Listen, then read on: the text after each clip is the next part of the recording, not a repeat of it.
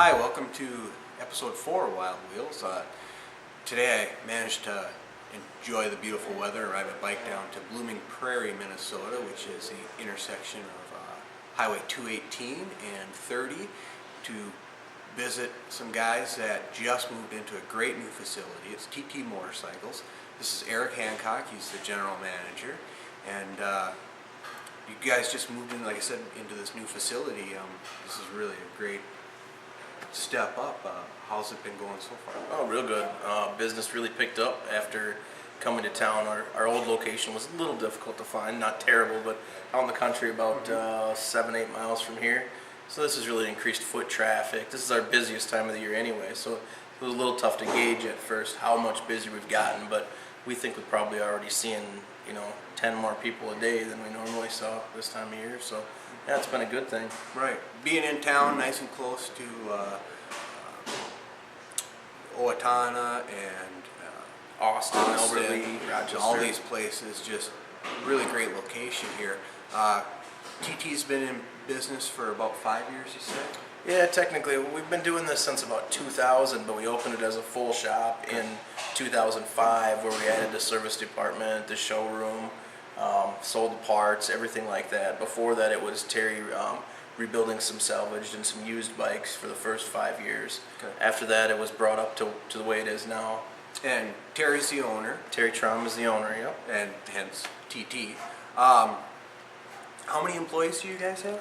We have 6 right now. 6, okay. Yep. And I noticed, looking over here, we're tucked way back in his corner of the service base here. But you got 5 or 6 lifts here. I think there's 6 of them over there. Yep. And then I've got 2 of my own back here that they don't let me do much, but Well, from what I've seen in the few minutes that we've been here, you've been asked many questions already. So obviously it's a busy place. Like you said, this time of the year, yeah. Obviously business really steps up. What kind of work do you guys do here? The last few places we visited were really pretty specialized. You guys are a much more full service shop. Yeah, really the service work is our bread and butter, of what we do. I mean, we do the full-on custom stuff, but we're known for all of our service work. We're known for modifying, doing a lot of late model work. All of us are MMI certified technicians. Most of us have a lot of Harley dealer experience. Between us, we added it up one day, and we've got somewhere around 30 years, even as young as we all are. We got around 30 years together combined in the Harley dealers in all areas of the dealership. Our parts manager was a parts manager at a local Harley dealer for quite a few years. I was a parts manager, marketing coordinator, technician, as well as a number of other things at a Harley dealer for quite a few years. My lead technician here worked in the shop at Harley dealers for about 7 years. Okay. So yeah, we've got a lot of experience that way, and we just brought that all into our own, our own business this way, so we can give people another option as opposed to just going to a dealer. They can come here and get the same type of work. Plus, we add all the aftermarket stuff, Okay. and that's a big plus. A lot of the dealers aren't into selling the aftermarket and installing all those components. Where we'll sell anything, we'll install anything, we'll do just about anything. We do engine work, we build a lot of motors, custom paint. We'll modify about anything to fit on any bike. Okay. What you said you have flow bench and a dyno and stuff. Yep. Like Yeah, that. we do. We have a dyno as well. We have a flow bench, super flow bench for cylinder head port work. So there's, we do all the tuning, we do all the engine modification. The only thing we don't do here is our own cylinders. To have that equipment can get a little spendy. We have ours done at a local race shop that specializes in doing cylinders. Okay. So we just kind of let them stick with it. We do have our own valve grinders, lapping equipment, everything like that. So we do everything we need that way. It's the only thing we don't do, like I say, is the cylinders. Okay. So you do, aside from just regular service work, you do the ground ups, you rebuild wrecked salvage bikes, and that's how a lot of this That's really started. That's really what got this started.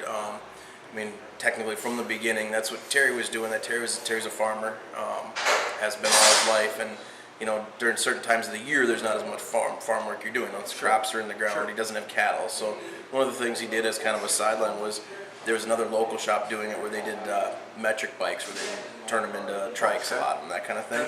So what Terry would do is have them buy him a few Harleys, and he would work through them, And then he would go on the internet or go buy out Harley dealers. That's why I first met him at the Harley dealer. He came in to buy out. We always have Harley dealers have that room full of takeoff parts, which are all good stuff when you're putting a bike back together. Right. So Terry would come in and buy all that stuff, a truckload of it at a time, and that's how I got to know him.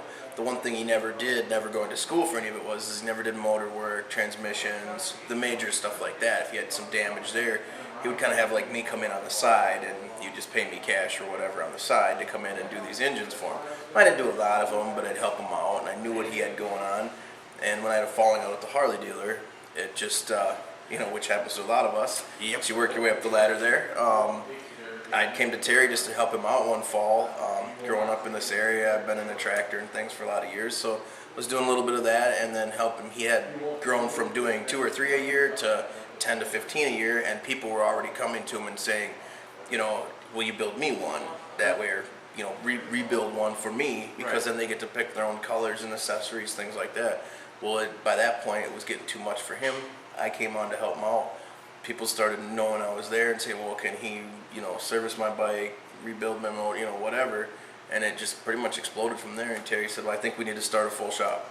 Cool. And that's what blossomed into what it is today. Right. And the old shop, did you have boy, walking into this place, you got a great front room, a nice sales floor.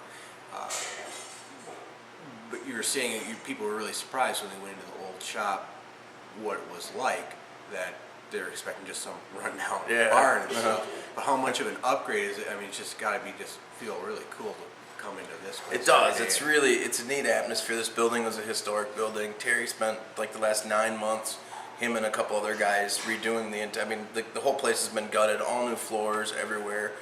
We left some of the stuff like the ceilings, which, obviously you can't see on the camera now, but these ceilings were put in 1920, and they're still here, these I-beams, the steel up there. So it gives a lot of character to it. But yeah, just finally after seeing what, Terry and I say this to each other all the time, it was just the two of us in the beginning, and we had maybe 3, 4, or 5 customers, and to where we're at today, we look at each other still and go, what the hell did we get into? I mean, it in just 5 years to what we've grown to be. I mean, we're the largest in southern Minnesota area as far as, I don't know any other shops that do what we do as far as the amount of service work.